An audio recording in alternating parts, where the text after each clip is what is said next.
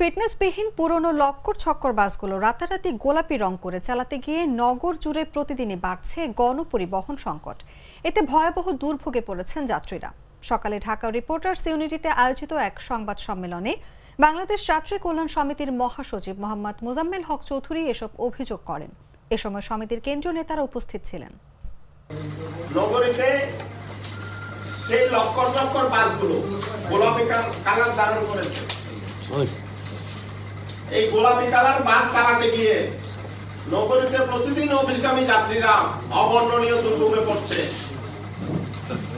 চালকরা নিয়ম নীতি মানতে চায় না, মালিকরা ই টিকেটিং এর এই ভাড়াটা দৈনিক জমা আগে যা চালকরা নিতেন, চালকদের কাছ থেকে দৈনিক চুক্তিতে আদায় করতেন, এখন এটা মালিক সমিতি আদায় করছে। এটা বিশ্বাস করছেন না, মালিক সমিতিকে প্রান্তিক মালিকরা বিশ্বাস করছেন না। ফলে তাদের কেউ কেউ বাস বন্ধ রেখেছে। আবার অনেকেই শ্রমিকরা তাদের মজুরির নিশ্চয়তায়, বেতনের নিশ্চয়তায়, অনিশ্চয়তায় বাসে তারা ডিউটিতে নামছেন না।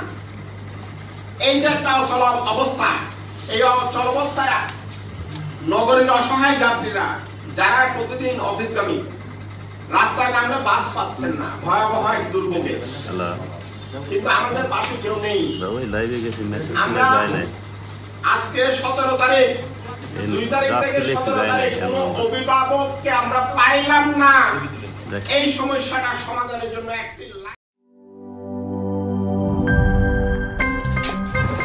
আমার একটা স্মার্ট সিদ্ধান্তে 25% গ্যাসের খরচ কমেছে। ভাবছেন কিভাবে?